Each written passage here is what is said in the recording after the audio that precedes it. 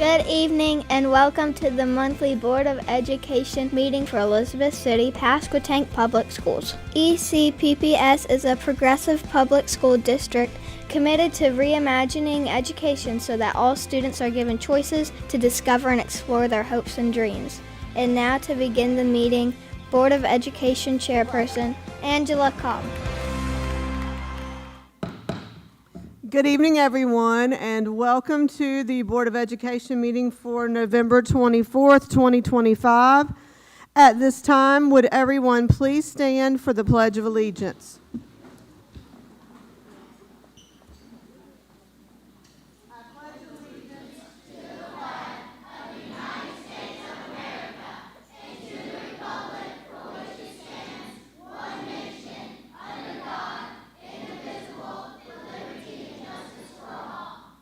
Please remain standing for a moment of silence.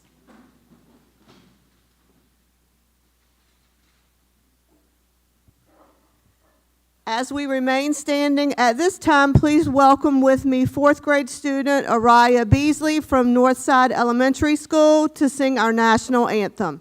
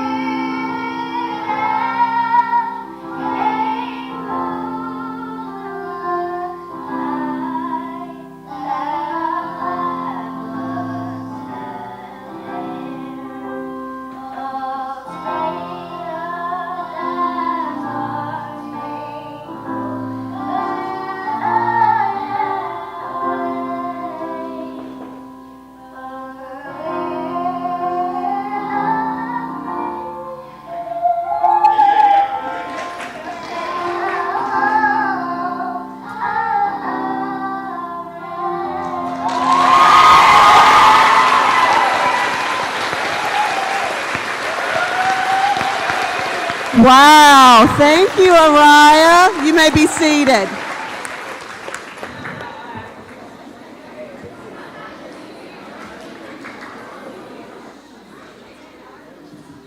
And that is just a small sample of the talent we have in ECPPS. How about another round of applause for Araya?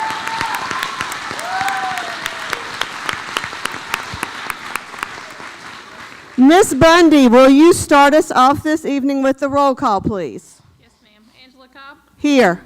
Pam Pereza. Here. Valerie Bogues. Here. Angelique Boylan is absent. Tommy Old. Here. Sharon Warden. Present. Dr. Sheila Williams. Present. Cheyenne Barrett is absent. Natalie Gallup. Here. And Catherine Hutto. Here. Okay, thank you, Ms. Bundy. And now, Dr. Williams, if you will read our ethics awareness statement, please. It is my duty to remind members of the board that it is your responsibility to avoid all conflicts of interest and potential conflicts of interest in accordance with Chapter 138A of North Carolina General Statutes. As public servants, it is your duty to continually monitor, evaluate, and manage your personal, financial, and professional affairs in such a way as to ensure the absence of conflicts or potential conflicts. Does any member know of any conflict of interest or potential conflict of interest with respect to any matter coming before the board today? Okay. If there are no conflicts identified, let the record reflect that there are no conflicts exist. Thank you, Dr. Williams. Now we're going to move on, and we need a motion to approve tonight's agenda. I make a motion to approve the agenda. Second? We have a motion by Vice Chair Pereza and a second by Dr. Williams to approve the agenda for tonight's meeting. Any discussion? If not, please show a positive vote with a show of hands. Let the record reflect that vote is unanimous and that Ms. Boland is absent. Okay, now we are going to move on to our recognitions and instructional highlights with Dr. Parker. Thank you, Madam Chair, and I want to say good evening again to everybody, and thank you all for coming out this evening. We've got some incredible recognitions this evening. Going to be recognizing some students, some staff members, for some amazing things that are going on across several different schools. So I'm really excited to just go ahead and dive into this. But we're going to kick it off this evening with some musical performances by the Northside Elementary Orchestra and Choir under the direction of Mr. Danny Tate, one of our incredible music teachers right here. And these young people have prepared some incredible things for us. I do want to take just a moment here to thank Mr. Tate for all that he does for us. Let's give Mr. Tate a round of applause.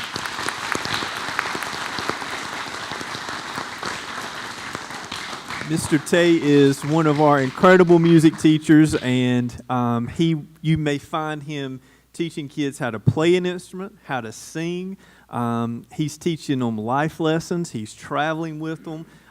In his limited free time, you can find him at the Arts of the Albemarle, and he's teaching violin lessons. You might find him in church on Sunday morning, doing music there. And then anytime we ask him to show up and show off the talent of his young people, he's always there. So, Mr. Tate, we really appreciate all you do to pour into our young people. And music, for many of our young people, is one of the highlights of their school day. And it should be for some of them. As you heard, we got some talented young people here. And because of educators like Danny, we're able to give these opportunities. So, Mr. Tate, thank you, and we cannot wait to hear from these young people. Let's give them another round of applause.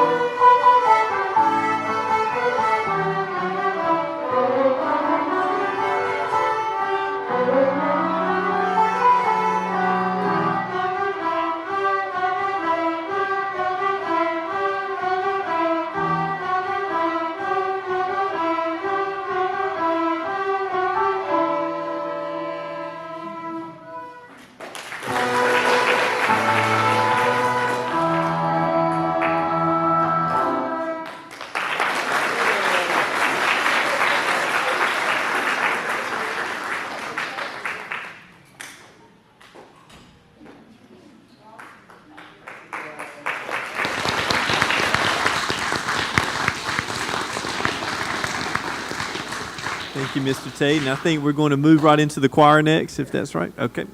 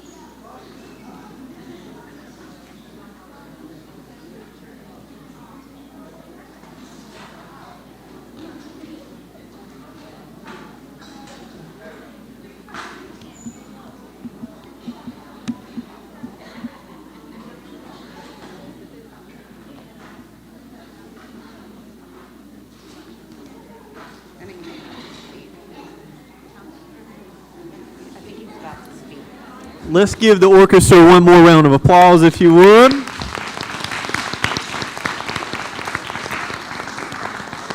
And now let's give a round of applause to our choir that's coming forward from Northside Elementary.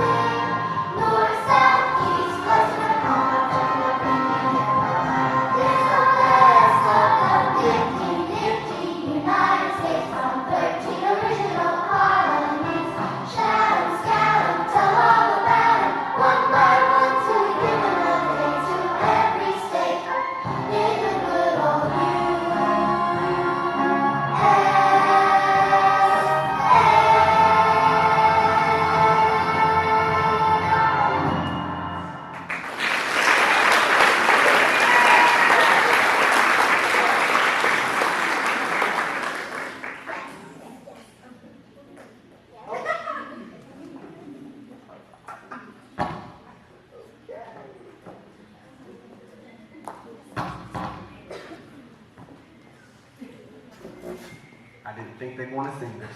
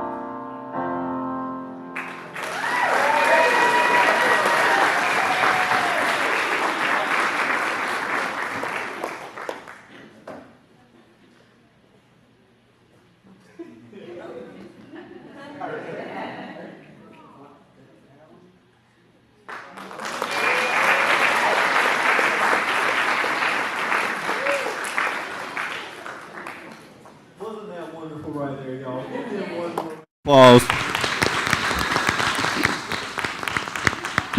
I am just so grateful for Mr. Tate and all of our music teachers for the incredible impact that they make on our young people. So thank you all so much, our choir and our band, for coming out and performing, and I know you are just going to be great musicians and artists as you move forward. So our middle school and high school bands and choirs have got some talent coming their way on the north side. So you guys are awesome. Thank y'all so much. We're going to continue on with recognizing our elementary soccer. And to do that, we've got Dr. Katina Waples who's come forward. So Dr. Waples, thank you for recognizing soccer tonight. Yes, sir. Thank you. Good evening, Chair Cobb, Vice Chair Pereza, board members, community, and my colleagues. Tonight, we would like to recognize our soccer champions. This is the very first year we've had elementary soccer. So we picked our teams, we recruited coaches, and I'm proud to say that tonight we would like to recognize our first ECPPS elementary schools soccer tournament champions. Weeksville Bulldogs, would you please join us? They are being joined.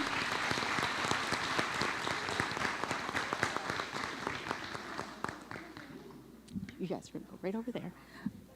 Coach Stefan Bills, Principal Schiffbauer, Coach Waverly, and our team. We would like to thank you all for your hard work. In recognition of an outstanding and undefeated season and championship win in the 2025 tournament. This achievement celebrates the teamwork, dedication, and commitment shown by the Weeksville Elementary Bulldogs. Please join us in celebrating Weeksville Elementary School.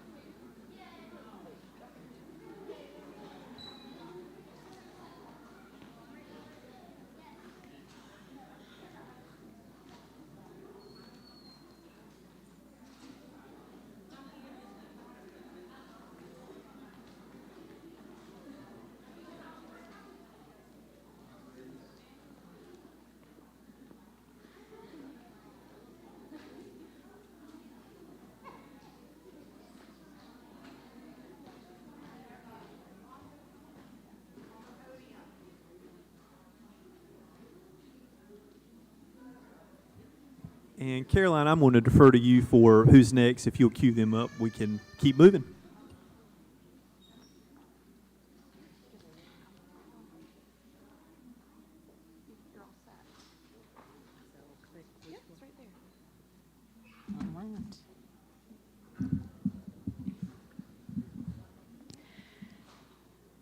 Madam Chair, Madam Vice Chair, members of the school board, Dr. Parker, members of his staff, good evening. My name is Debbie Hunley-Stukes, and I have the proud pleasure of serving as the interim CTE director for your district. It is with great pleasure that I stand before you this evening to provide a program update on career and technical education. In July of 2025, I was afforded the opportunity to provide support to an area that is near and dear to my heart. As a former CTE student, a CTE teacher, and a district director, I often share my personal experience of how CTE literally changed my life. While I will spare you tonight in terms of the details, trust me when I tell you that I'm standing before you this evening due in part to my personal and professional experiences in career and technical education. From the onset of this assignment, I quickly realized that ECPPS CTE program is very fortunate to have some amazing teachers and amazing staff members who are committed to helping students to gain academic knowledge, technical skills, work experiences needed to succeed in college, in their life, and of course in their career. While it was very easy to recognize the good things that the program has to offer, once I realized that as interim director that my stay was going to be a little bit extended, I wanted to come up with a process that would help us to allow us to peel back the program layers to help identify the program's strengths, weaknesses, opportunities, and continued growth. With the approval of the superintendent and under the direction of the regional CTE director from North Carolina Department of Instruction, a group of stakeholders joined me as we participated in a CTE pathway program review. The stakeholders consisted of teachers, CTE coordinators, school principals, members of the CTE advisory board, our friends from COA, parent representatives, a representative from your school board, business partners, and central office staff. As a part of this two-day program review, we visited CTE classes. We spoke with teachers. We conducted student focus groups at both of our high schools. We also carefully analyzed program data and engaged in discussions about the strengths and weaknesses in accordance to the data. I'm happy to share that after participating in the program review, we received a validation that things were good in Elizabeth City-Pasquotank Public School CTE program. However, the process also helped us to identify what we could perhaps spend a little extra time on in terms of strengthening the program. To share with you, I want to briefly share with you the areas that were identified and addressed as we went through the review. The areas that were highlighted included better communication about the CTE programs, and this was communication with the students, staff, district leaders, and the community. They also highlighted the comprehensive school counseling program as it relates to the CTE courses and the offerings and pathways. It also identified instructional coaching and support in terms of adding academic support for students enrolled in CTE classes, as well as providing professional development training for teachers to better support our students academically. It also highlighted the CTSOs, the CTE student organizations, by wanting to encourage students to participate, and also our staff to realize that CTSOs are co-curricular and not necessarily extracurricular, and there's some support in order to provide some additional help. And finally, it identified our work-based learning program and our student internship programs. And basically what it said there was that there were some areas that we could improve upon. So what happened as a result of that? The areas that were identified, we got moving on them very quickly. In terms of communication, we established and continuing to strengthen relationship with our building principals. We've already met with them to share information about our CTE programs, and we are of the belief that they need to know what we need to know when it comes to growing the program. We are committed to keeping them in the loop, and we're vowing to meet with them at least once per semester. In terms of the collaborative partnership with the school counselors, CTE, correct? Let me get that right. CTE, the coordinators are already meeting with the counselors monthly, and we're trying to enhance that by sharing program information. In addition to that, in terms of the community, we've already met with the Chamber of Commerce. We've actually met with them and we shared program information with them about what was happening, and we got what we call a seat at the table with the with the Chamber of Commerce with President Winslow. We wanted to hear more about what they call the 400 businesses that are in your city. They're actually willing to do things to support our schools. We've also, in terms of communication, we are strengthening our partnership with COA. We've already asked them to kind of be a part of what we're doing in terms of helping us to identify staff, providing opportunities for field trips for our students, and they are on board. When it comes to middle school career awareness, again, this was an area that was identified as one that we definitely could grow in. As a result of that, we realized that there are some programs that we did not have at the middle school level, and we wanted to enhance and grow in those areas. But before we can do that, we actually had to survey all of our kids. I'm happy to report that last week, in grades 6 through 8, we surveyed all of our student body. We also surveyed those in grades 9 through 11, and we wanted to find out exactly the programs that they were interested in so that we can bring those to the forefront and offer courses that they would like. There were 4 areas that kind of were the highlight of the survey, and they were hospitality and tourism, health sciences, human services, business management and administration, law, public safety, and security. The students told us that those are the areas they're interested in providing programs for.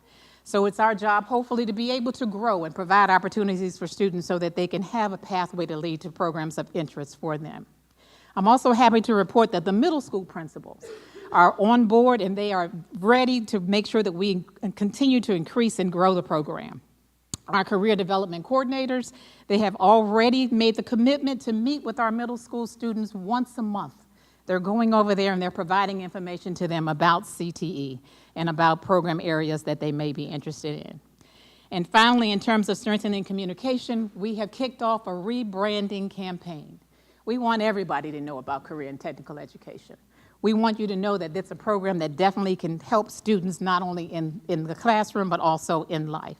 So you're going to see things around the schools. You're going to see these posters.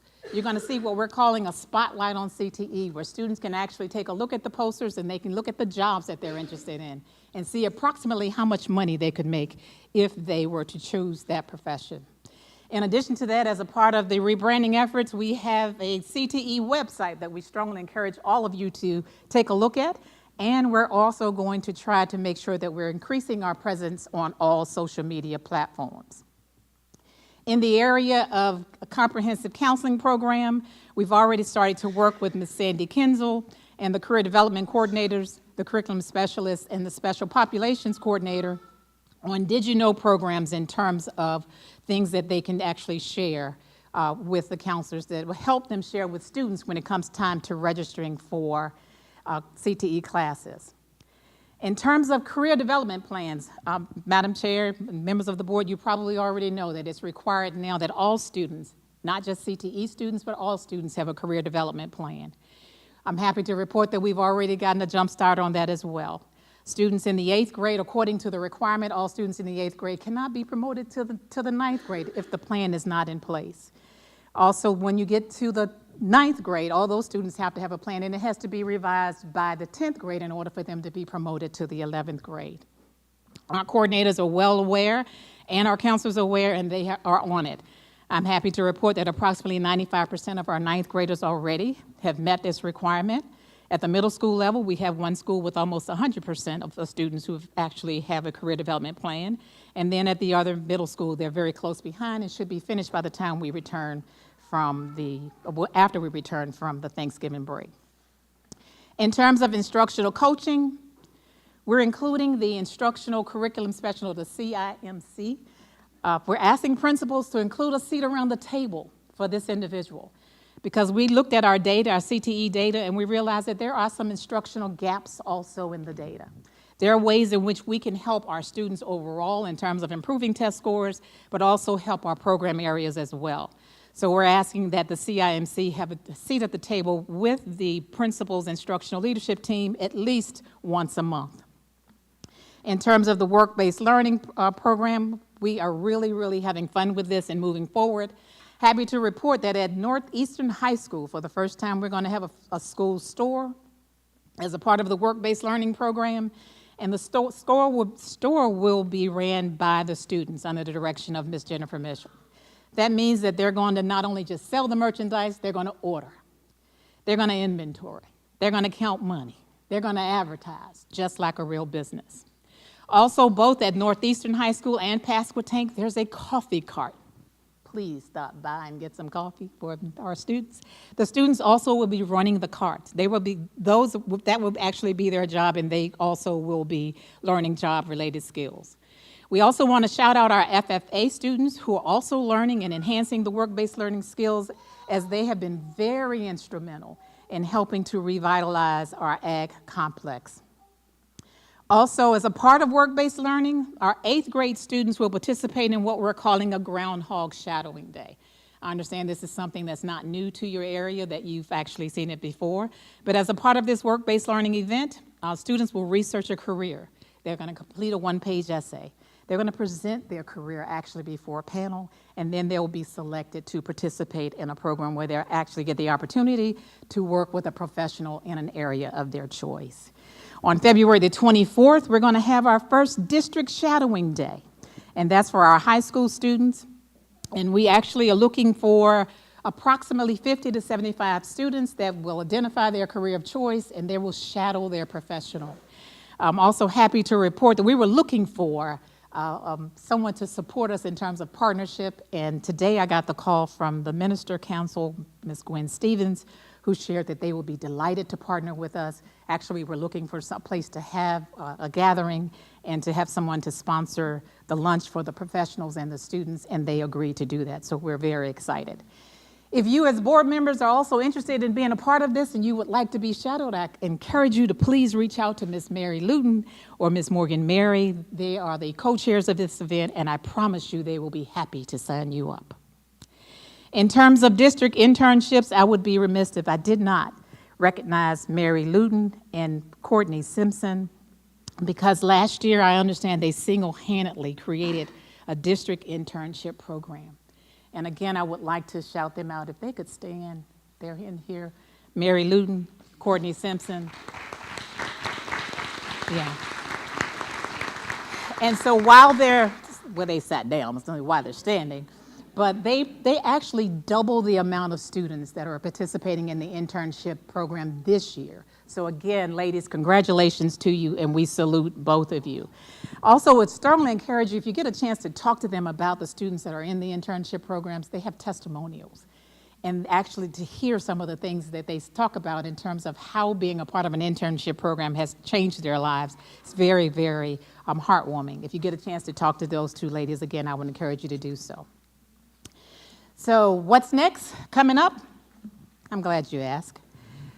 We would like to extend an invitation to you to join us on December the 13th. We're going to have our first Winter Fest at Northeastern High School between 10 and 5 p.m. This is an opportunity where you can actually buy your fruits and nuts, and you can learn to do Christmas wreaths, and you can actually have some free gift wrapping. A chance also to see our newly remodeled and newly renovated ag complex that we're extremely excited about. I would also say that while this program or this event is at Northeastern High School, this is a joint effort between both schools. We're trying to do a lot more collaboration because we're one department.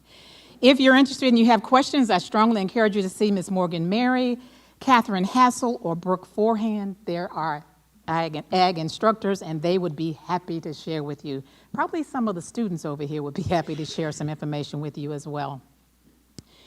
We're going to continue in terms of inviting guest speakers to come in to be a part of our program, but we also kind of want to piggyback on something that we kind of stole the idea, or were a part of the idea that happened. Mrs. Moore at Pasquotank High School actually had the What Is Your E event, which was an outstanding event where students actually talked about the CTE classes and the programs that they were in.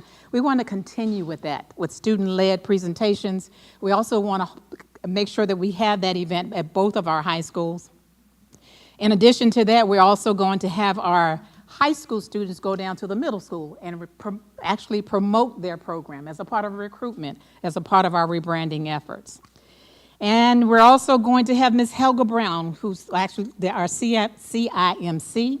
She's going to actually provide information on CTE classes and pathways, showing how you can actually go from one course to another and get your credential. And that information is going to be disseminated through to our parents as well as our schools.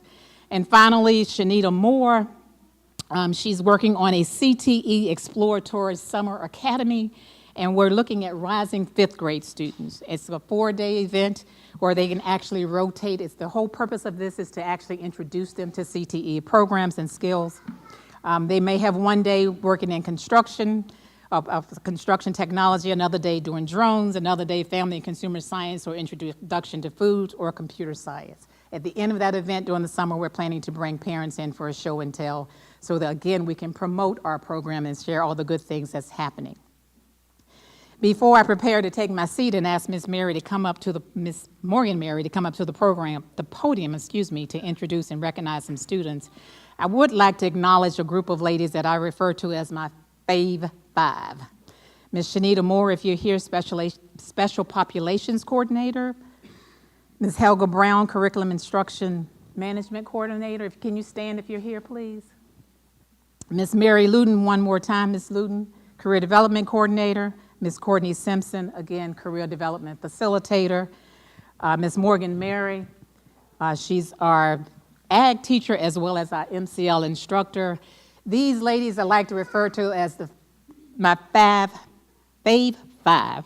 But these are the ladies that are doing all the work, ladies and gentlemen. They really, really make me look good. We come up with an idea and they run with it, so please join me in recognizing them and thanking them for a job well done.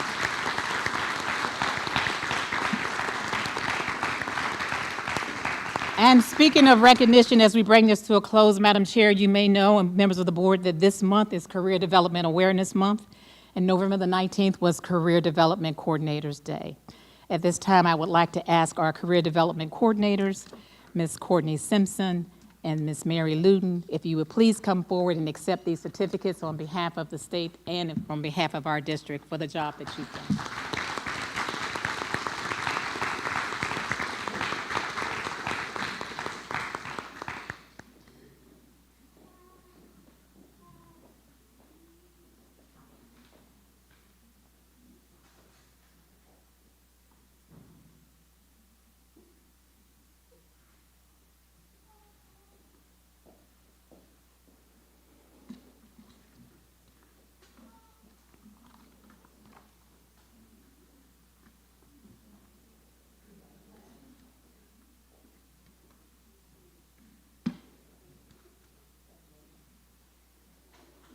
And ladies and gentlemen, while they're getting their photo taken, I went through this rather quickly, so if you have questions about career and technical education and the things that we've talked about, please, by all means, reach out to our office and we'll be more than happy to share more additional information with you.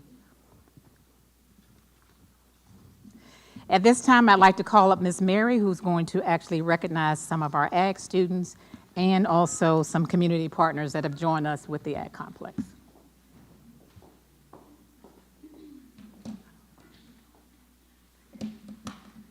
Good evening, all.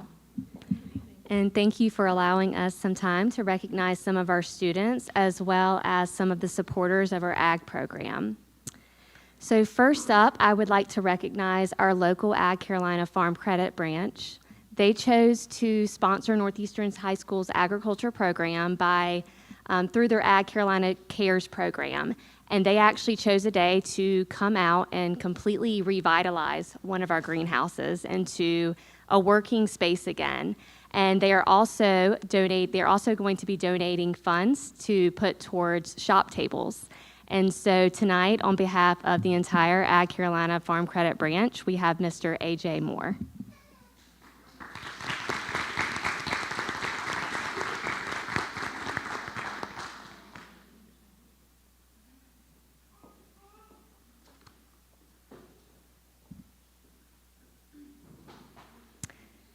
Next, we would like to recognize some of our forestry students.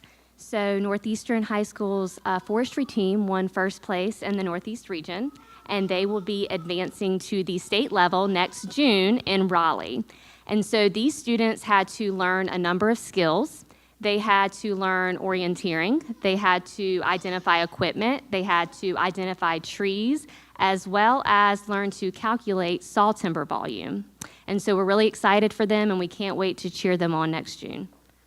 First up, we have Miss Callie Billingsley.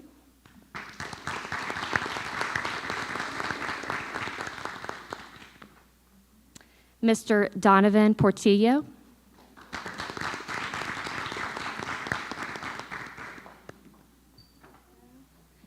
Miss Evangeline Allison.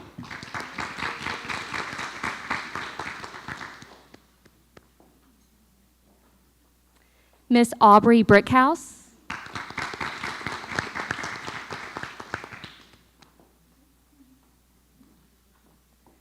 Mr. Ethan Allison.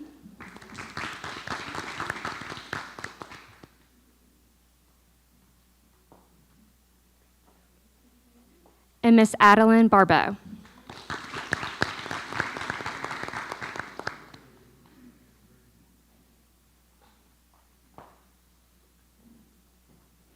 Thank you.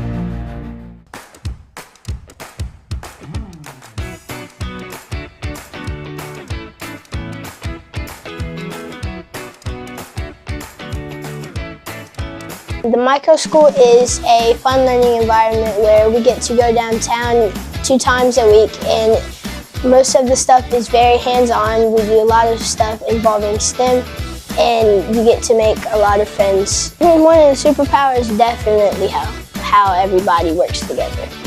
I would compare our micro school to Batman because no one is a side character like Robin. Everyone gets paid attention to. Everyone is a main character like Batman. I think the micro school is like Iron Man because it gives me the tools to help me solve problems. Thor brings the thunder, but our public micro school, we bring the spark.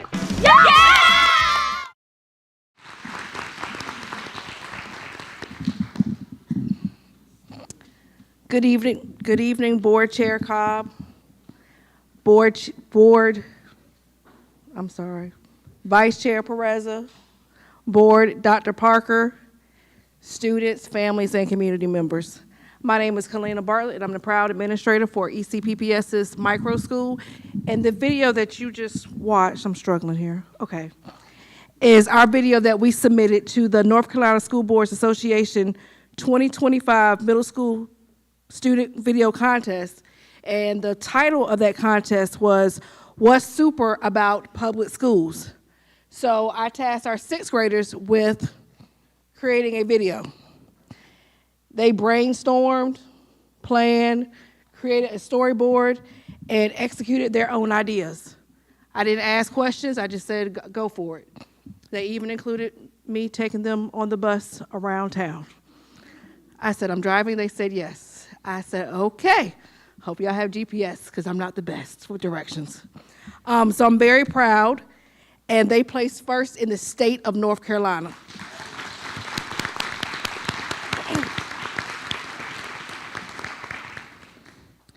So I want to recognize the students that are here, and we do have other students who are not here today because our students are busy to have other extracurricular activities.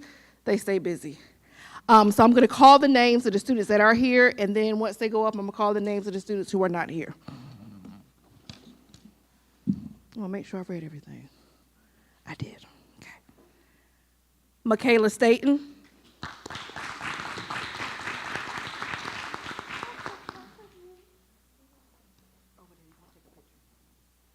Corbin Perkins.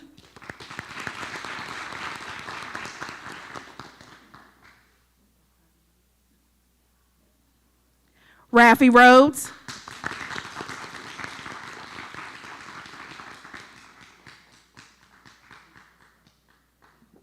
LaShanti McCullen.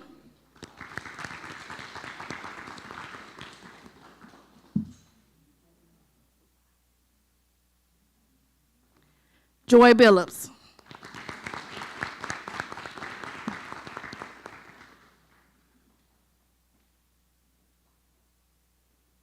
I want to make sure that I miss anybody in the audience. Okay, so the students who are not here tonight are Xavier Bright, Messiah Mansfield, Katana Jalak Spence, Zoe Lee, Elijah Wilson, Quincy Lewis, and Casey Fairby. I'm very proud of our students.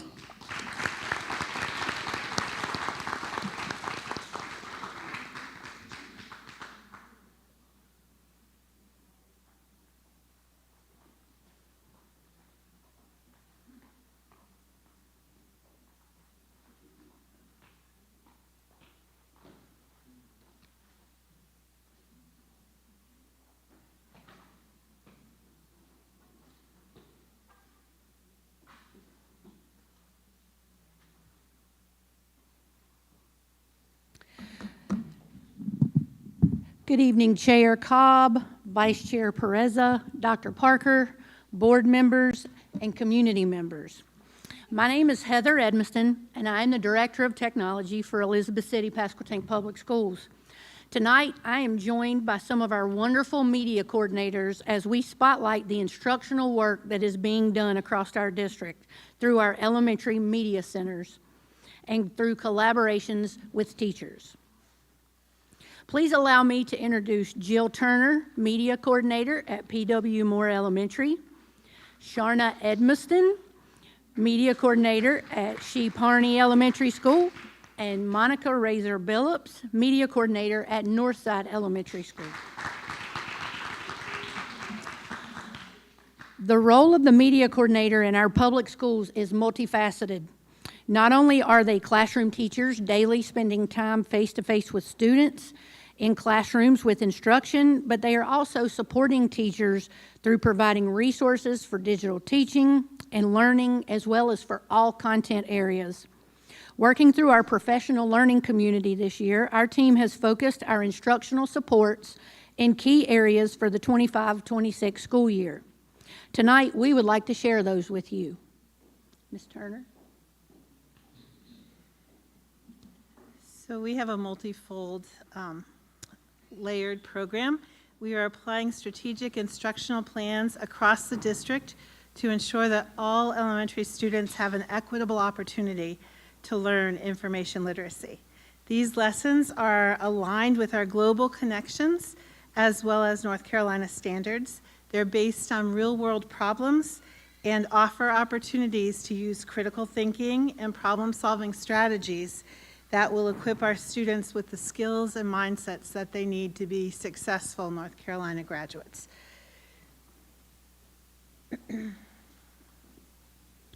We promote reading for interest and academic growth. We have implemented library programs that will build students' interest in reading and help them to discover books that provide vicarious learning. Among the many library programs, such as reading competitions, story time, and our book blast program, for this school year, each of our schools have decided that we are going to produce a podcast. This podcast will highlight books and the readers. This program is geared at supporting critical thinking, analyzing text, vocabulary, fluency, and will also help our students to manipulate language. It is the latest and greatest book report of the digital age. We have a sample of our Sheep Harney's podcast that we want to just play for you if we could. Okay, we'll let them get that together and hopefully you'll get to hear it. It's quite entertaining and we think inspirational to our students as we're motivating them to read. So, all right, we're also a part of the NCDTL, Digital Teaching and Learning Collective, that's going on. This is the second year that we've participated in that. And this year we are using a design thinking model to address needs in the classroom to build engaging digital teaching and learning experiences for our students. We are learning the latest strategies to help teachers extend, enhance, and engage student interest. As part of this initiative, we're creating a website of digital teaching and learning lessons collaboratively created by teachers in our district and our media coordinators. These lesson plans are available to all teachers in our district to use or to adapt. Our goal is to ensure that the resources that we have in our media centers are accessible to students in the classrooms through that collaborative work with teachers. So we have some examples here today. Monica is going to share with you. The first is our Blue Bots, which are were purchased through the Education Foundation grants. Each of our schools submitted a grant request, and they took notice that we were all trying to do the same thing, and they joined us in this initiative for equity. So our little Blue Bots are programmed. They can be programmed with or without a device, and this is just an example. Is she okay? This is an example of how you can use them for math. So we program that, we start them on 10, for example, and punch the little button forward 4 times, and we add 4. So in 10 plus 4, and it moves up to 14. So we have some number line mats out here if you can see that. We also have Indy cars in our libraries. Indy cars can be used for lots of things. One of them is mapping. So in first grade, some of our standards include like north, south, east, west, and we can set our little Indy cars up to do a maze. And they are color-coded. So the green one makes it go forward, the pink one turns it left, blue one turns it right, and the purple one lets it stop, but it spins when it stops on purple. So we say that is stopping with a party. So kids love the purple. Red never gets used, just the plain stop. And then we also have in all of our media centers merge cubes. So merge cubes are augmented reality. You can put it in front of an iPad, and it's almost like a 3-dimensional QR code, I guess might be one way to describe it. So as you manipulate it and turn it, it will show you a model of whatever it is that you're looking at. So we, in 4th grade, we do human body. Do you want to talk a little bit about that, or no? All right. Well, Sean has used it the most at Sheep. We've used it a little bit at PW Moore. It also has the parts of the plant. So when you put it out there and turn it, you can see stem, leaves, human body. You can see the different organs and different parts of the body. It's great for vocabulary building, and it's also great just for exploration. So it's it looks like you're just hitting those lower levels of blooms, but when you get more advanced in merge cubes, you can actually design your own models. And so it takes it straight to create. The kids are actually able to create models of something that they've been learning about with our merge cubes. So we're super excited about those. We have some brochures for you to take with you on those as well. And let's see. I can add to that we are learning the latest strategies I mentioned. We are establishing those lesson plans, and our goal is to get our resources out there again into the classrooms so they're accessible to all students.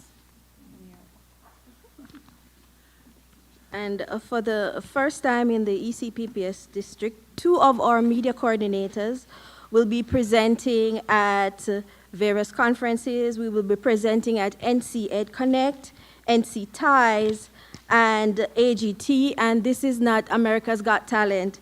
This is a conference for gifted children.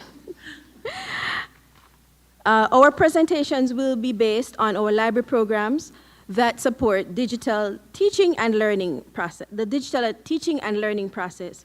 These are our vision, role, and function in action, supporting the classroom teacher whilst simultaneously developing independent learning. And here's a clip of our podcast. So as you know, as many teachers know, sometimes technology just does not cooperate. So we punt, and try again. So this is an excerpt from our Sheep Harney podcast, and as a podcast, there's no video. It is really just audio, but we have it ready to go. SheCast, a fun and friendly podcast where we review stories, learn new things, and celebrate our amazing readers. And now, let's listen to our welcome song.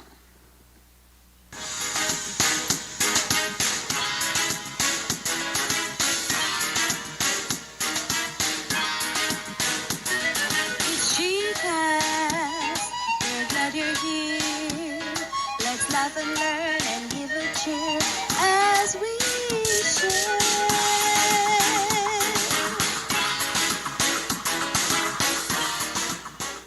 Whether you are listening in your car or at home, SheCast is the space for inspiration from the children of the Sheep Harney Elementary School. This podcast is brought to you from the Sheep Harney Elementary Media Center, where you will find the best reading resources. Today, we have Kalila, a third grade student, who will be sharing with you today. Welcome, Eagle Kalila. Are you ready to soar? Yes. Okay, well, take it away. I am Kalila, and I am in the third grade at the Sheep Harney Elementary School. The title of my book is Ada's Violin, written by Suzanne Hood. This book is about using materials from trash to recycle to make instruments that play beautiful music. This book was found in the easy books section of the Sheep Harney Elementary School. My media coordinator, Miss E, told me that the book is based on a true story. I found a YouTube video called Landfill Harmony.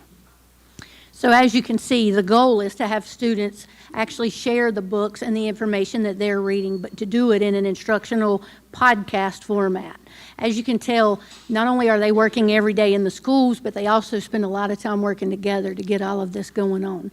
So again, I would like to thank our media coordinators for everything that you're doing, and also thank you for supporting our media coordinators in all of these adventures this year. Thank you.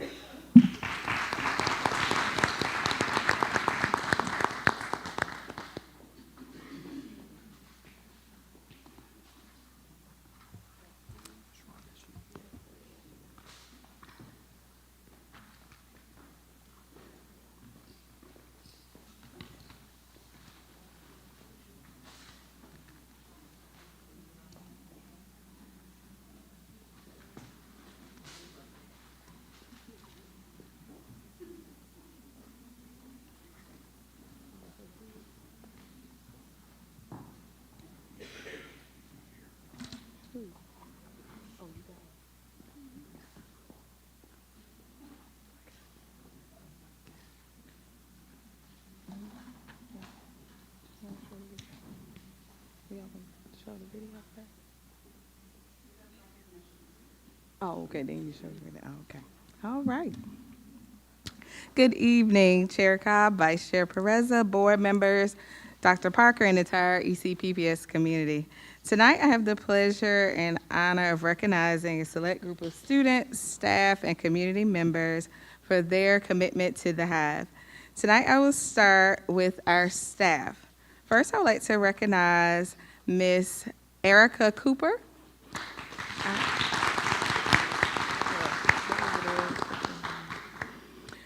Mrs. Cooper serves ECMS with excellence for several years and as a dedicated science teacher. She consistently encourages her students to achieve success each day and models high-quality instruction for her colleagues. Over the past 5 years, she has met or exceeded growth, demonstrating her impact on student learning and her commitment to continuous improvement. Thank you, Ms. Cooper, for your unwavering dedication to ECMS.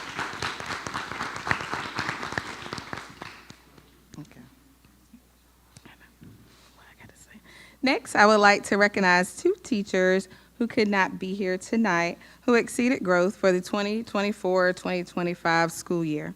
First, I would like to recognize Ms. Charla Riddick, our 7th grade math teacher, And secondly, I would like to recognize Ms. Rashana Mullen Grace, who serves as our 6th grade ELA teacher. Congratulations to both of them. Thank you. Next, I would like to recognize Ms. Shanika Seymour and Mr. Cordell Edmondson, 2 of our global teachers who are completing their final year of residency with ECPPS. Their leadership,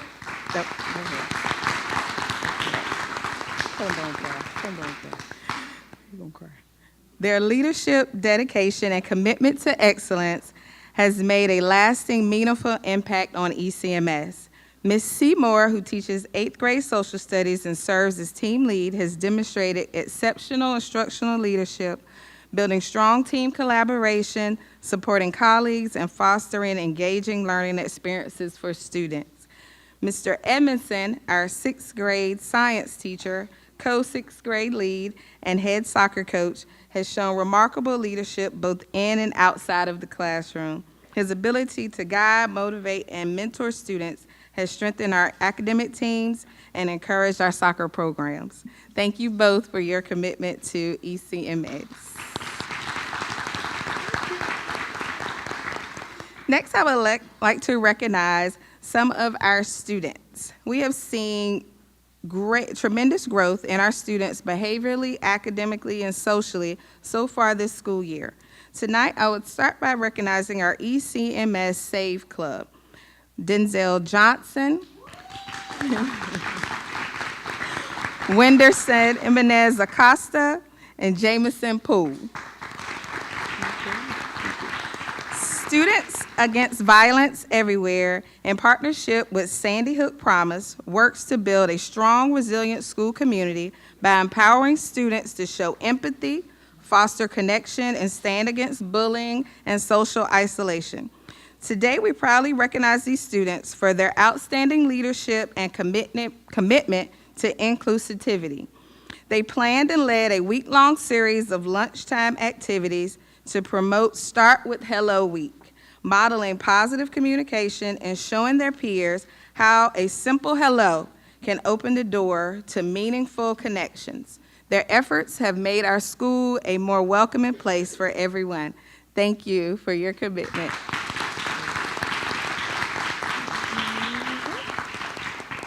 Next, I would like to recognize our IB Design Competition winners, Carlos Riddick, Rain Williams, Lonnie Hinton, and Timothy Bendon Cardenas.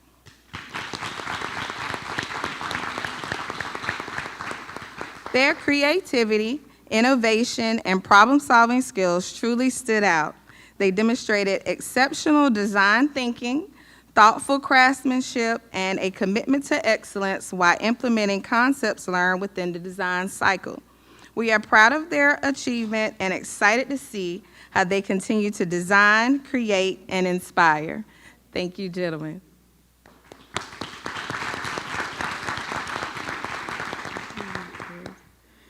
Next, I would like to recognize our student office interns from Pasquotank County High School. We have Ariana Toxey, Casey Miller, Deja Hinton, Michaela Herring, and Savannah Morales.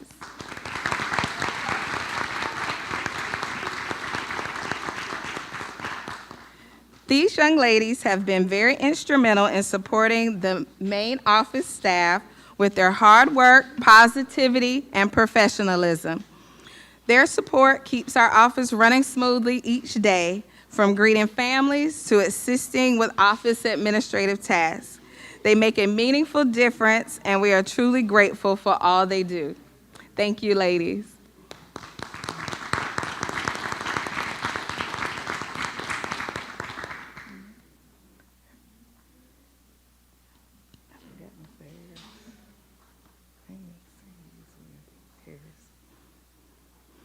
This year, ECMS has been truly fortunate to have 3 dedicated students from ECSU volunteer their time with us each day. Tamaya Roberts, Jordan Barrett, and Kydra Brown. Their willingness to serve has made a meaningful difference across our school community. These volunteers provide valuable classroom support in both math and ELA, strengthening instruction and giving students additional attention they need to grow. They also play an essential role in helping manage our community resource room, ensuring that materials are organized, accessible, and available to families. We deeply appreciate their commitment, their positive presence, and the generosity they show by choosing to invest their time and talents in our school. Their service reflects true leadership and heart, and we are grateful for the impact they continue to make at ECMS. Thank you, ladies.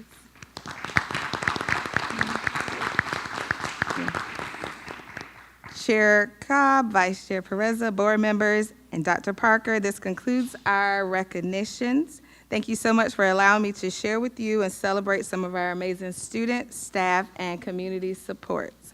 Now we will show our highlight video.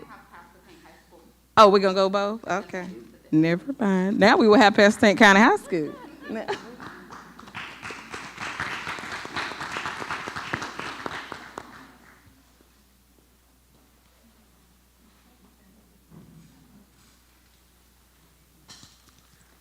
Good evening, Chair, Board, Cobb, I forget every time I get up here, Vice Chair Pereza, Board, Dr. Parker, and Central Office staff. My list is short and sweet. I'd like to start off with recognizing Miss Edie Rice. Miss Edie Rice is our president of our Athletic Boosters Club. And she has made it a personal mission to not just support our athletics, but our entire school. And so you see her in many capacities, not just working in the concession stands, but supporting our staff and our students, financially offering incentives for our PBIS program. And we absolutely appreciate her and say thank you to Miss Edie Rice.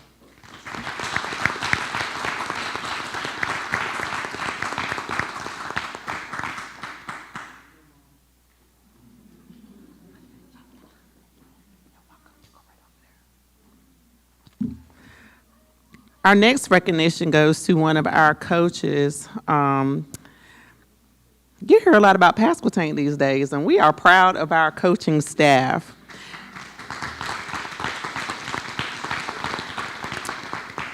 Last year, we had 6 athletes to sign a letter of commit for athletics. And I must say, probably the highest in the region, and we are absolutely proud of them. 4 of our athletes were from our basketball program, which our coach, LaKendrick Lee, was very supportive in making those connections with college coaches, helping our students get recruited. And so without those finances, we have 4 students that would not have been able to afford to go to college. So not only were they doing the work in the classroom, but Coach Lee helped to support them with putting together film tape, inviting college coaches to come and watch them. And we just want to say we appreciate the work that you did for our students last school year and are excited to see what you're going to do this year, because the monkey's on your back. You did 6 last year. We need 8 this year. Come on, Coach Lee.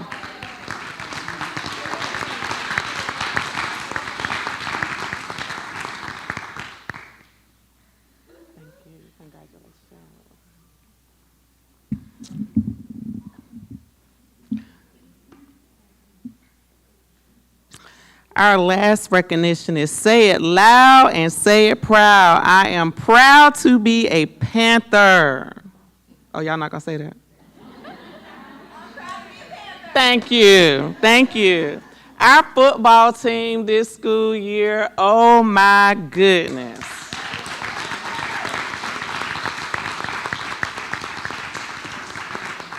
I think that Coach White wanted to make sure that for our 25th anniversary, people would know that Pasquotank County High School is in the city and the county and the state.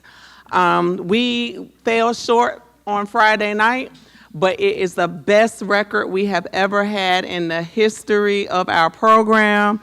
And we absolutely want to say congratulations to Coach White for the team he put together in coaching staff and players.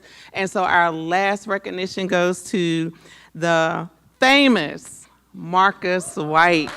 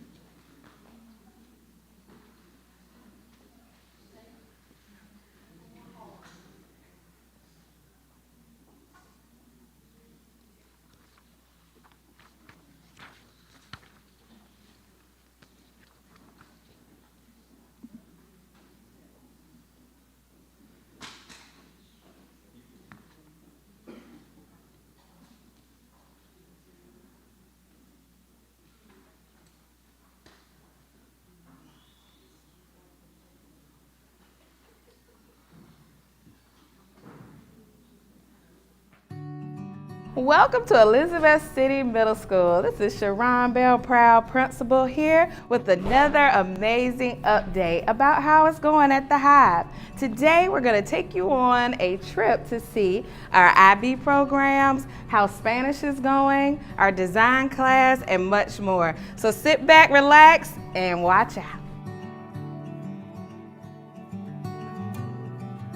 This year at Elizabeth City Middle School, we have partnered with Pasquotank County High School with some of their juniors and seniors to come over as their internship. For my CTE internship, I work the front desk. It basically builds up your soft skills, so you get used to communicating and talking with people and answering phones and all that good stuff. Behind me, we have the Gilder Lehrman Institute's Voices of Service for World War II.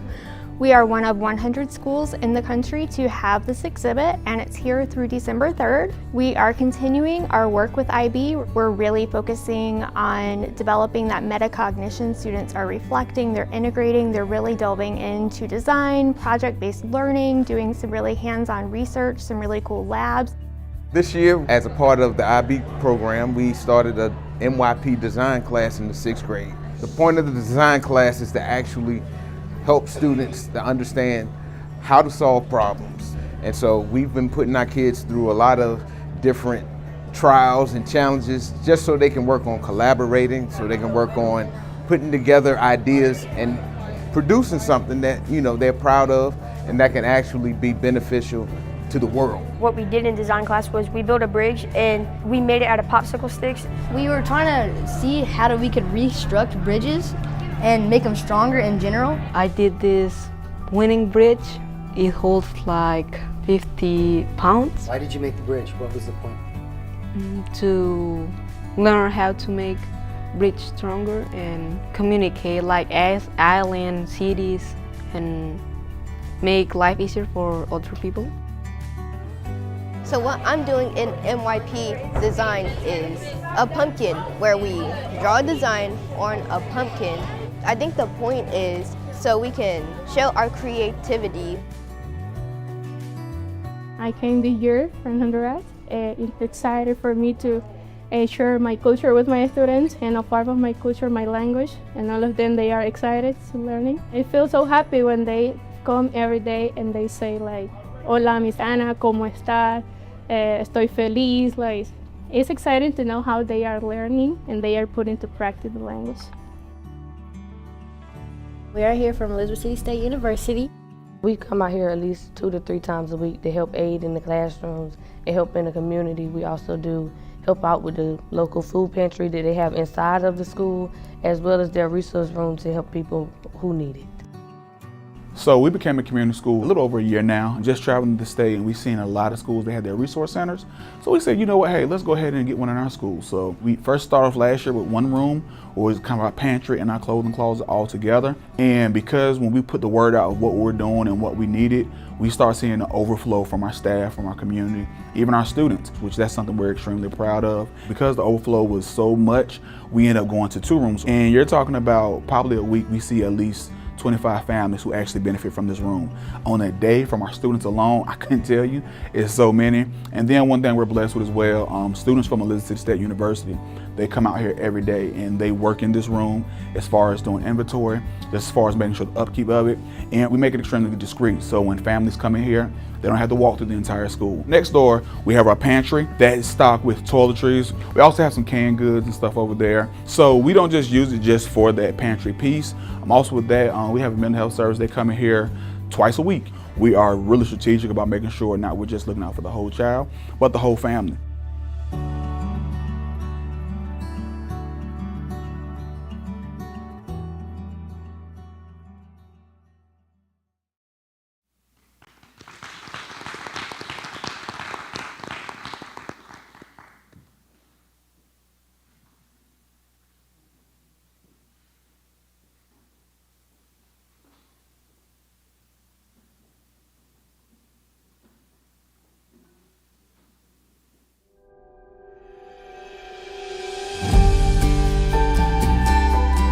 So this year, Pasquotank County High School is celebrating 25 years of existence. Wow, 25 years have gone by so fast. You know, it's hard to believe that I started here in 2001 and this is where my career started. I live in this community, and what better way than to celebrate 25 years of existence. We've rebranded the school, we've worked with the kids and making sure that they understand what it is to be a Panther. So, excited, enjoy the journey with us. I have been at Pasquotank County High School for 25 years since its opening. It was very exciting when we first opened our doors, and it's been really rewarding to watch our students grow over the years, especially those who've chosen to go on and enter the field of education. Many of them have come back to Pasquotank County High School now, and they're no longer my students, they're colleagues. And that just really speaks, I think, to our Panther pride and passion and the legacy of being a Panther. I worked here starting in 2000.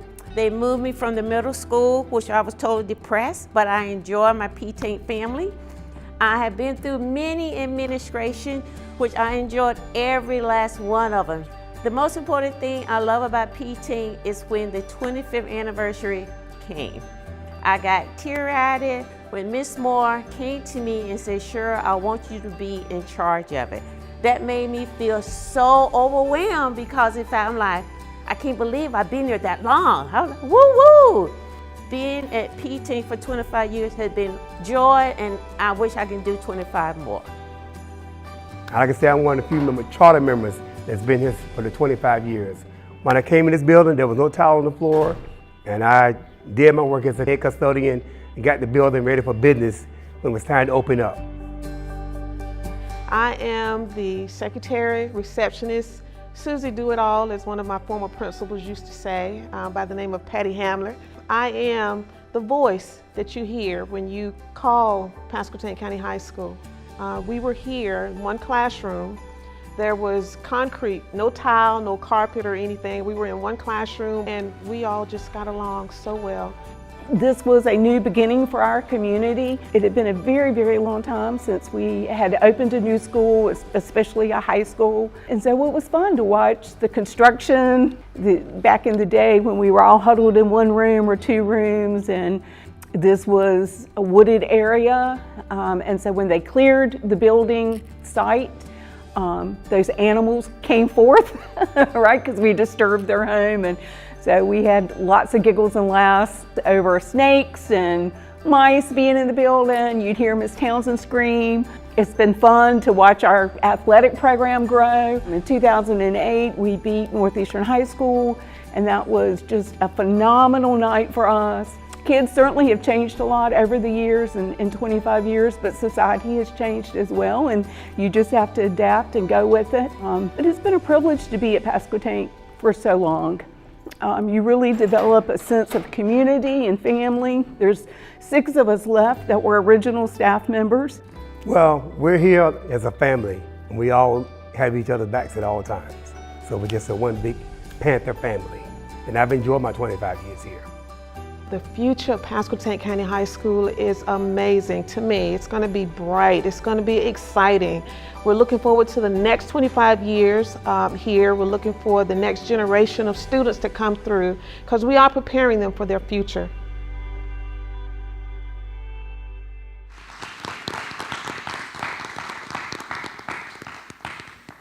This concludes our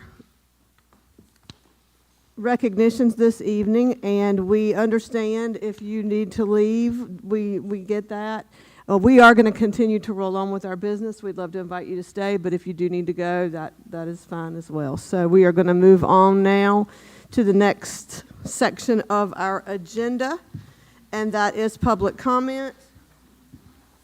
This evening we have one person registered for public comment, Mr. Tony Sawyer. He's not here. Okay.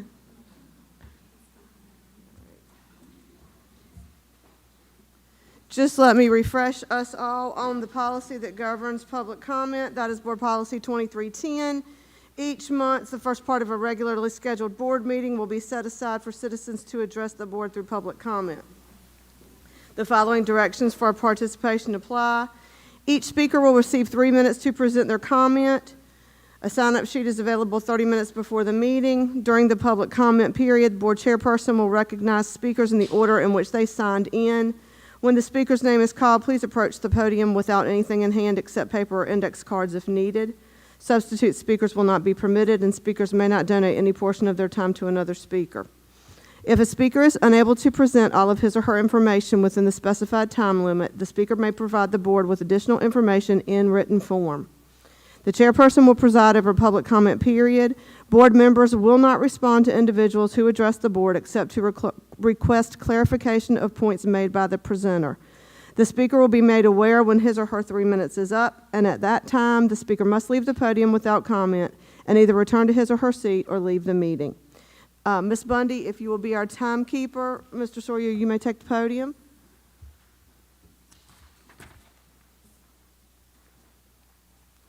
And Ms. Bundy, if you will signal when it's time for him to begin and end. Thank you. Okay, for the last 3 months, I have written Ms. Bundy requesting to get put on the agenda to talk about reinstatement to the football team at Northeastern.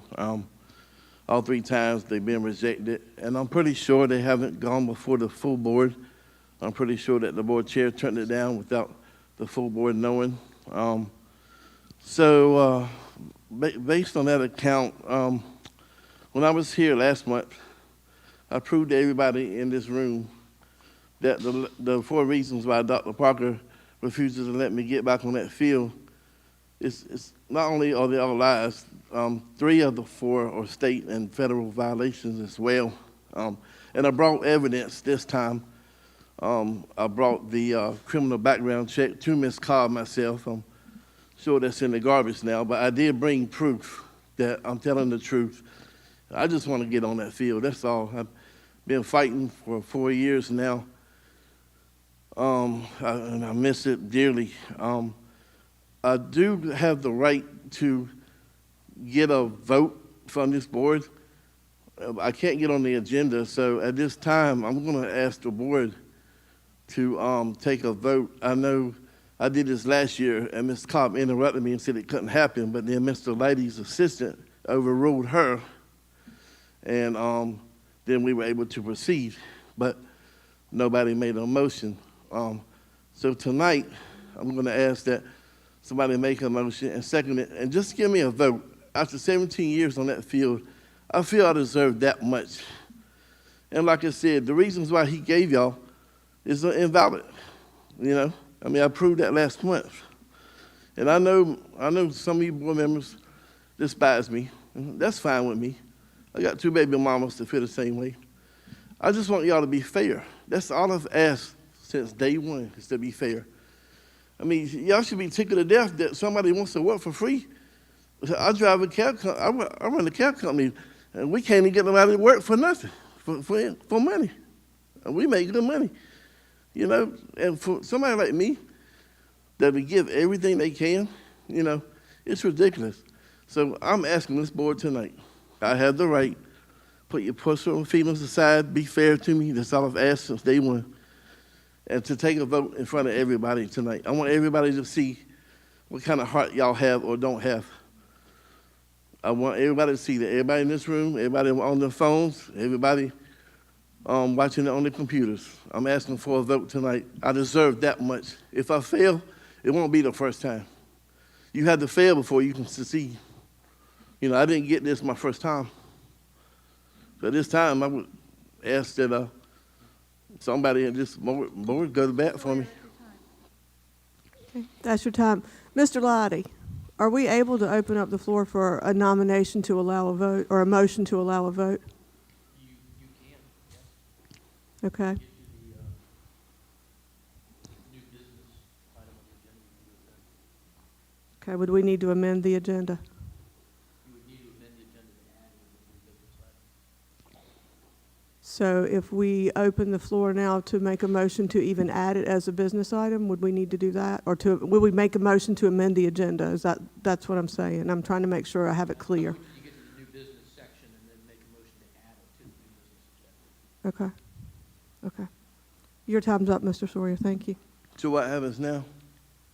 We're going to move on to we have to move on to the rest of our agenda. We haven't gotten to the consent Okay, so I'll agenda just yet. sit here. I'll wait. Okay. Dr. Parker, we're going to move on now to the superintendent's report.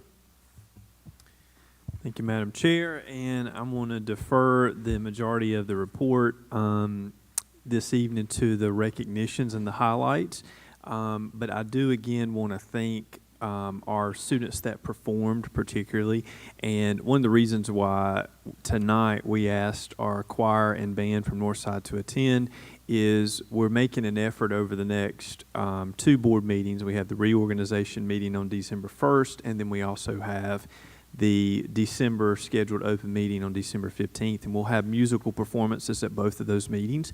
And one of the goals we have of inviting our students is to showcase our effort to increase access to the fine arts in our schools. And we have fine arts programs in all of our schools, but to expand those and increase those because our fine arts teachers and our teachers that provide musical experiences are such a pivotal part of what makes our schools accessible to all students. And we want to continue to grow those programs, and we're very proud of the ones that we have. So I just want to make that particular point there and invite anyone that may be listening and attending our meetings over the next 2 meetings to know that we're going to have musical performances there as well. That, and also proud of all the ones that were recognized this evening. So I'll defer to the recognitions as the majority of the comments tonight, and I want to thank everyone that helped prepare the wonderful recognitions we had. Thank you, Madam Chair. All right, we're going to move right on to Vice Chair Pereza and our student board members report. Thank you, Chair Cobb. I'm going to turn this portion over to our student board members, and we'll start with Natalie Gallup from Elizabeth City-Pasquotank Early College. Good evening, everyone. I am Natalie Gallup, representing the Early College. We are approaching the end of the semester, and it's coming up quickly. After Thanksgiving break, students will have just 5 days before COA exams begin. For our high school courses, final exams start the week of December 15th. That means we only have 15 days left in the first semester. Let's make them count. I'm proud to share that our students have provided many donations to the food bank. Together, we've collected over 300 pounds of food. That is about 2.5 pounds per student. This was such a meaningful way to give back to our community. Thank you to everyone who provided donations. Our Save Club will continue this spirit of giving by gathering items to donate to the seniors at Waterbrook Community. Our National Honor Society is spreading holiday cheer this year by adopting 2 children from the Angel Tree. Meanwhile, SGA is working hard on our float for the Christmas parade. Now, I'd like to recognize student achievements. Congratulations to our senior, Eva Taylor, who recently represented North Carolina at the National 4-H program, where her team won the National 4-H Horse Roundup. And congratulations to Maya Outlaw, who participated in American Education Week at ECSU, representing our school as a prospective teacher. Looking ahead, we are proud of Charlize Jordan and Victoria Stafford, who applied to attend the NC Governor's School. We wish them the very best. We also recently held a Veterans Day program and had the honor of hearing from our social studies teacher, Mr. Depker. He shared his military career, the impact it had on his family, and the commendations he earned. It was a moving reminder of the sacrifices he made for all of us. All in all, things are going really well at our school. We are going to finish the semester strong, continue to support one another, and celebrate the accomplishments that make our school community so special. Thank you all for your time.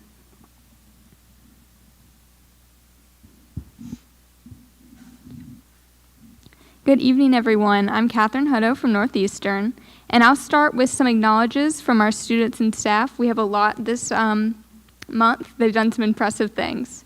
So DECA on, my days mixed up, I believe it was Wednesday, they went to a competition in Greenville, and Kristen Farabee was awarded top exam scores, named as a top 6 finalist in the role play competition, and earned 2nd place in the entrepreneurship role play. Carson McEwen, Abel Sutton, Tanisha Tillett, and Kai Henry also earned top exam scores in marketing.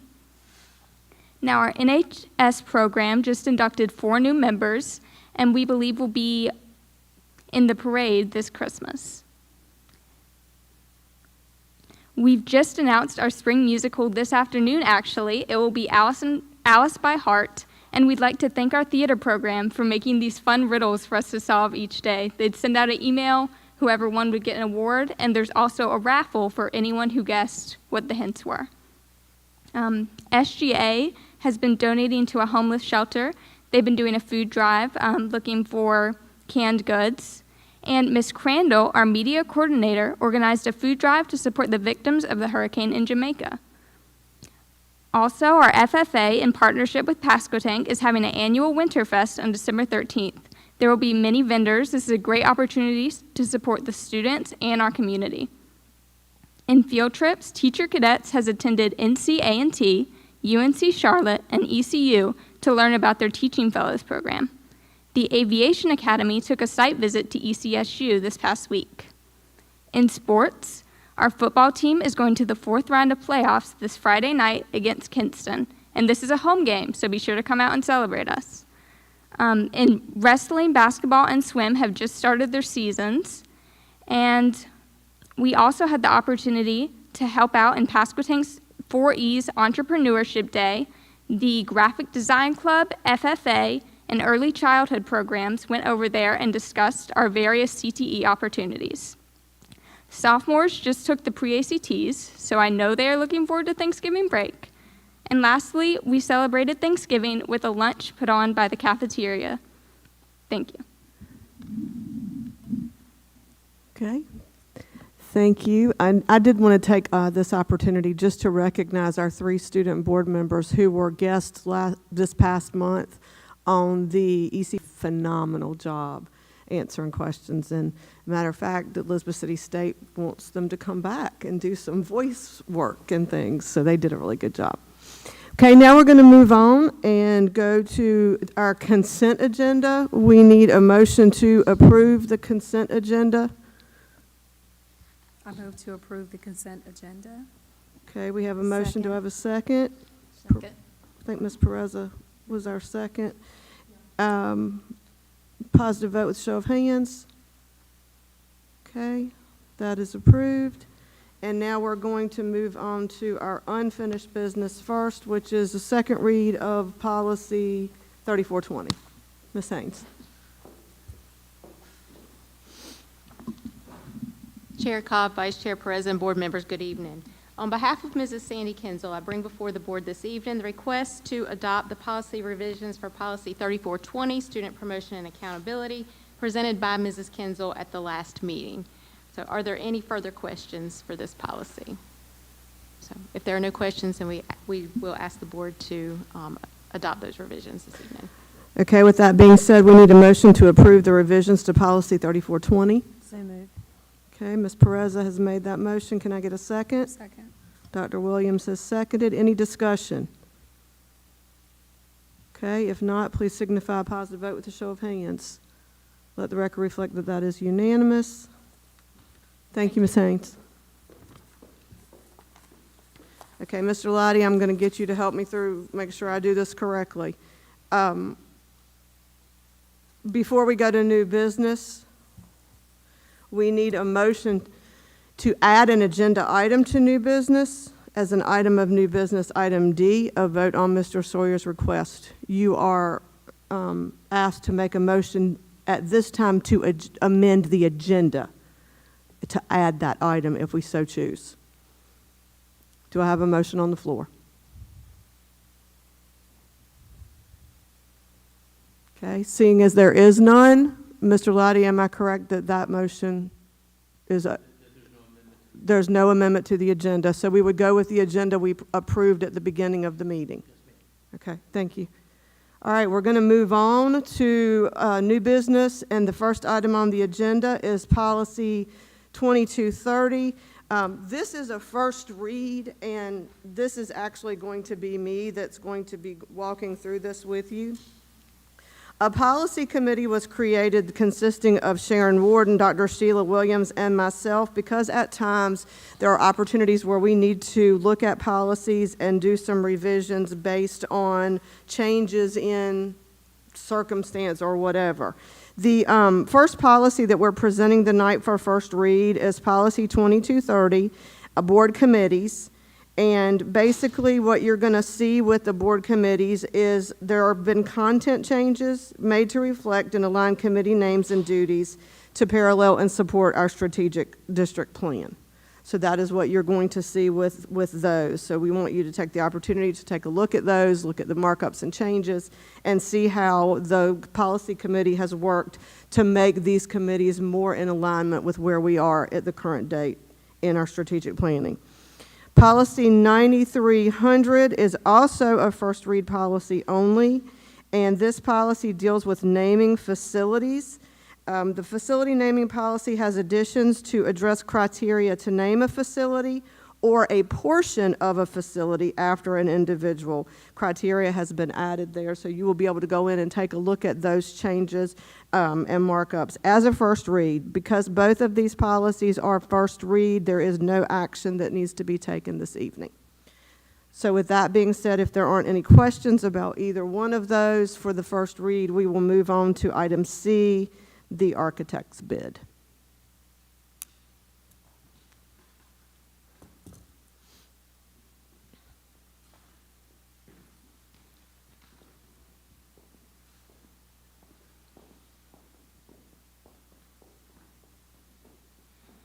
Chair Cobbs, Vice Chair Perez, board members, Dr. Parker. This evening, we are here to request approval on the bid for the pre-K for Pasquotank Elementary School. Bids came in slightly high, but I have the design team here with us from Collier Associates to go through the bid that happened on November 13th at 2 p.m. and discuss with us exactly how we intend to get the project within budget, and we will then request permission to proceed with awarding the bid. Thank you, Ms. Jordan. And we are pleased to be here tonight to present the bids received to you all for the Early Childhood Center over at this school and a few buildings over. As Ms. Jordan said, and I'm Ann Collier, by the way, with Oakley Collier. Alex Veman was our project manager for this. Our bids were received on November 13th at 2 p.m. We had 5 bidders submit a bid. on that day. So that was well received and good coverage there. The overall bid range was from a 1.597 to almost to 2.387, so a large range. The highest bid was a little bit of an outlier in bidding markets because it was considerably higher. The other 4 bids were fairly in line with each other. So that happens sometimes when people want to bid, but maybe it's too busy for them, but they want to keep their name there for bidding. The lowest bid received was from Sussex Development Corporation in Virginia Beach as the lowest responsible bidder. Their base bid was $1,597,000 for the base bid. We had a large scope of work in this project, and we knew that that budget was tight, so we broke the bids into a portion of work that was going to establish the early childhood program in this facility, and then we had several alternates that were also bid. You'll see on your bid tabulation form. That would be additional work not required to start the program but could be added later. So the lowest bid at $1,597,000 was from Sussex Development Corporation. That is a little under $100 a square foot. Scope of work contained with that in that bid in general is a brand new mechanical system in every classroom, doors to the exterior, new playground areas fenced in, building code updates, lighting updates, finishes, paint, flooring, so a pretty wide variety on almost 16 or a little over 16,000 square feet. So a large volume of space as well.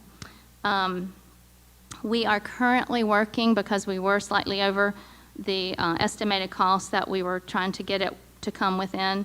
We are working with Sussex Development now, establishing a list of value engineering items. That work is underway, and so that's our strategy for bringing to you tonight. There's a myriad of things, and to be honest, we've just received them in Friday, so our office is looking at them, our engineers are looking at them. We don't want to, I know we can get down some money, but we don't want to go there too fast because we're not fully vetted with those items yet. So we are recommending that the bid award tonight for you is the base bid at $1,597,000, and let us continue working to reduce the numbers within that bid. Any questions?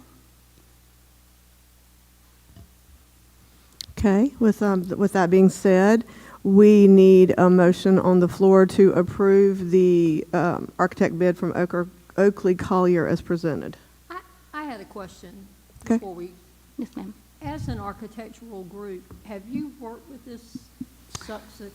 Sussex, yes. We do a lot of work in the northeastern quadrant, well, all over the eastern section of North Carolina, but a lot of northeastern. They are a well-established firm. They bid a lot of our work. We have done work with them, I believe, over in Dare County before. Thank you. Mm-hmm. I'll make a motion to accept the bid from Collier as stated for Sussex. Okay. We have a motion from Mr. Old. Do I have a second?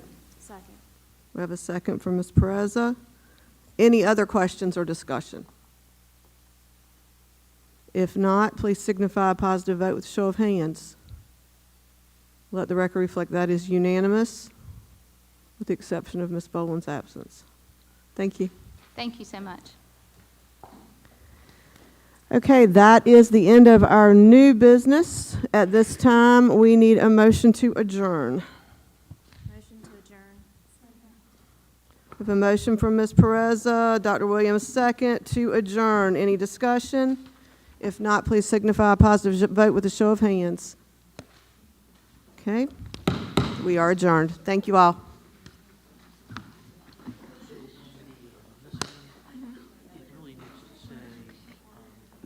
It's just a bad one. I thought yours was pretty good. I think you took like 2 words.